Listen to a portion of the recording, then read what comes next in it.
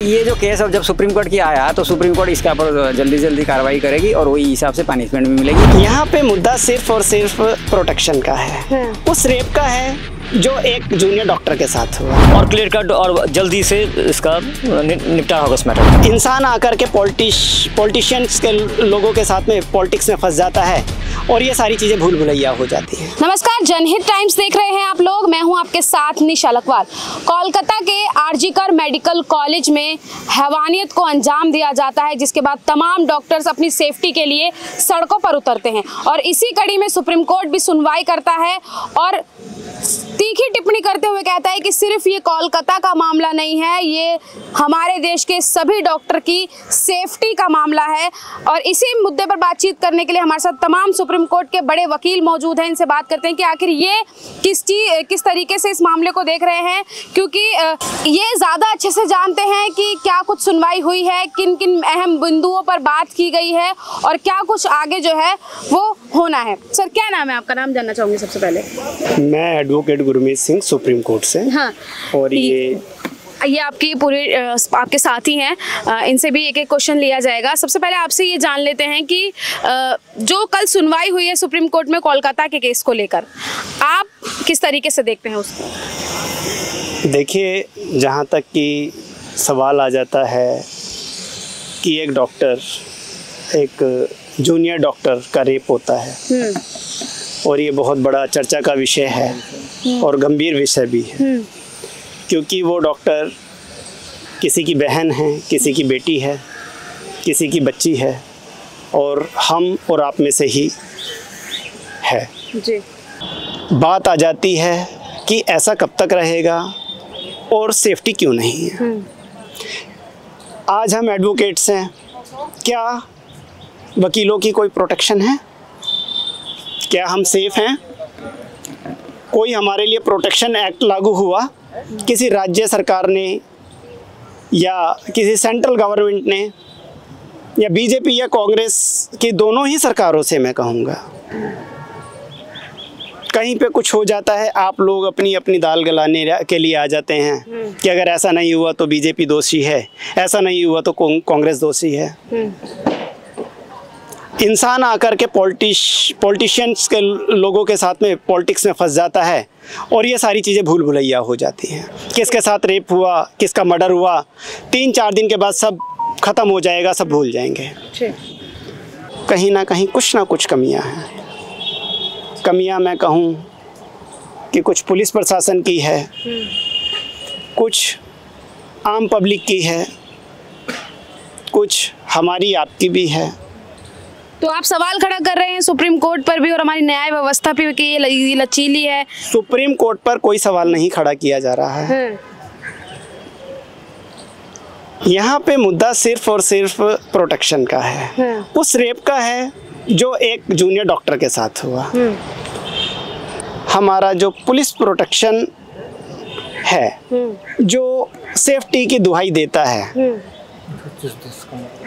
क्या वो police department in मुद्दों पर, इन हत्याओं पर, इन बलात्कारों पर अगर ऑनेस्टली काम करे तो मैं मानता हूँ शायद न्याय व्यवस्था की भी जितनी हम कमियां सोच रहे हैं उतनी ना हो। क्योंकि सबसे पहले कोई भी एफआईआर दर्ज होती है थाने से होती है, कोई कंप्लेंट्स होती है थाने में होती है, उसके बाद में कहीं जाकर के कोई भी एक अपराधी भी छूट जाता है और एक अपराधी भी नहीं छूट पाता। तो मैं यही कहना चाहूँगा कि प्रोटेक्शन एक्ट को लागू किया जाए, डॉक्टर के मेडिकल टीम्स के साथ में भी लागू किया जाए और एडवोकेट प्रोटेक्शन एक्ट को भी लागू किया जाए। ठीक है, कानून की बात की जा रही है, आईपीसी और सीआरपीसी की बात की जा रही है। अगर ये इतना ही सही था तो फिर इसको चेंज क्यों किया गया गवर्नमेंट ने? जैसे कि अभी विधेयक जो लाए थे भारतीय न्याय संहिता में, उसको चेंजेस कर दिया, उसमें भी रेप और मर्डर के लिए उन्होंने अलग से जो है वो कानून बनाए। तो क्या कमी थी इसलिए चेंज किया गया, या अब जो आया है उसके तहत सज़ा मिल जाएगी? जो कानून में भारत सरकार ने चेंज किए हैं वो देश की वर्तमान व्यवस्था को देखते हुए जो उन्हें लगा कि अब कुछ नया करने की आवश्यकता है देश हित में, वो भारत सरकार ने उसमें किया है। उसका मतलब मकसद ये नहीं है कि पहले कुछ ज़्यादा कमी थी और ज़्यादा कुछ बेहतर हो गया है। प्रत्येक सरकार अपने शासनकाल में कुछ ना कुछ जनहित में अच्छा करने का प्रयास करती है। उसी प्रकार से वर्तमान सरकार ने देश हित में, जनहित में कुछ अच्छा करने के लिए जो है कानून में कुछ बदलाव किए हैं। उससे अगर देश की जनता के हित में कुछ अच्छा हो पाता है ठीक है, अदरवाइज भारत सरकार को, भारत में पार्लियामेंट को ये पावर है कि किसी भी कानून को वो बदल सकती है, कानून दोबारा से बना सकती है। यदि इससे देश की जनता का भला नहीं होता, जनहित में नहीं है, तो इसमें दोबारा से अमेंडमेंट हो सकते हैं। ठीक है, 23 तारीख को फिर से सुनवाई जो है वो करेगा सुप्रीम कोर्ट। क्या लग रहा है, क्या कुछ निकल कर आएगा या कुछ बेहतर होगा? क्या लगता है? ये तो बेहतर, जैसे ये टास्क फोर्स बनाए, ये तो अपर लेवल के सुप्रिंटेंडेंट पुलिस लेवल के तो और ग्रुप होते, डॉक्टर के सब मिला के अच्छे होते। ये तो फास्ट रिपोर्ट देगा, बहुत जल्दी वर्कआउट होते हैं इनके। और सीबीआई भी दो रिपोर्ट देगा 23 को, जो उसके रिपोर्ट आएंगे उसके बेसिस पे आगे वर्कआउट होगा। इसमें तो फास्ट ही जो सब मामला दबा हुआ, जो सब अभी सामने नहीं आया और कौन इन्वॉल्वमेंट है, जो भी थिंग है, और क्लियर कट और जल्दी से इसका निपटारा होगा इस मैटर में। हाँ, तो फास्ट रिलीफ मिलेगा उसको। हार्ड जो भी इसमें इन्वॉल्व है वो लोग और सामने क्लियर कट हो जाएंगे। मैंने जो छवि है वो क्लियर है, अभी मैंने जो अनक्लियर जो है, तो ये कमेटी बनने के बाद, सुप्रीम कोर्ट के आने के बाद आगे कोई बाहर से स्टेट या कोई भी जो भी इसको दबाना चाहेगा वो नहीं सकेगा। यानी सुप्रीम कोर्ट की दखलंदाजी के बाद अब लग रहा है कि मामला आगे बढ़ेगा तेजी से और इसमें बहुत जल्दी रिलीफ मिलेगा जो ये, और ये सही ढंग से होगा।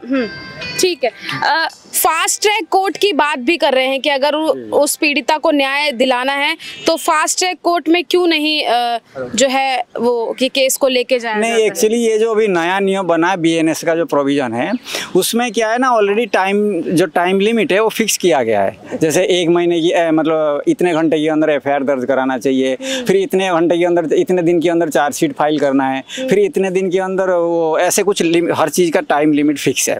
तो हमें उम्मीद है जो केस अब जब सुप्रीम कोर्ट की आया तो सुप्रीम कोर्ट इसके ऊपर जल्दी कार्रवाई करेगी और वही हिसाब से पनिशमेंट भी मिलेगी। और ऐसे पनिशमेंट मिलना चाहिए ताकि आप भी मीडिया वाले वो पनिशमेंट को हर जगह स्प्रेड करना चाहिए, ताकि लोगों जो इवन जो पुअर लोग हैं या जो अनएजुकेटेड लोग हैं उनको भी पता चले जो ऐसे क्राइम में ऐसे पनिशमेंट होता है। तो आप लोग भी मतलब समाज की ऐसे काम करें ताकि वो हर चीज़ को स्प्रेड करें। ऐसा कोई सोचे करने को तो उसको एक बार ये रहे कि हाँ भाई ऐसे इतने दिन, इतने जल्दी, इतने फास्ट ट्रैक कोर्ट की रिकॉर्ड से मतलब हिसाब से जल्दी पनिशमेंट हुआ ताकि उनकी मन में भी एक भय पैदा हो। ठीक है, तो मीडिया ऐसा काम करे जो लोगों की मन में एक डर पैदा हो, ये सबसे इम्पोर्टेंट है। ठीक है, तमाम सुप्रीम कोर्ट के वकील हमारे साथ बातचीत कर रहे थे कोलकाता में जो केस हुआ है उसको लेकर। अब सुप्रीम कोर्ट ने इसमें अपनी दखलंदाजी दी है। अब उम्मीद नजर आ रही है कि शायद कार्यवाही जल्दी होगी और जो पीड़िता है उसको इंसाफ मिलेगा। सीबीआई जांच कर रही है, सीबीआई को रिपोर्ट सौंप दी गई है।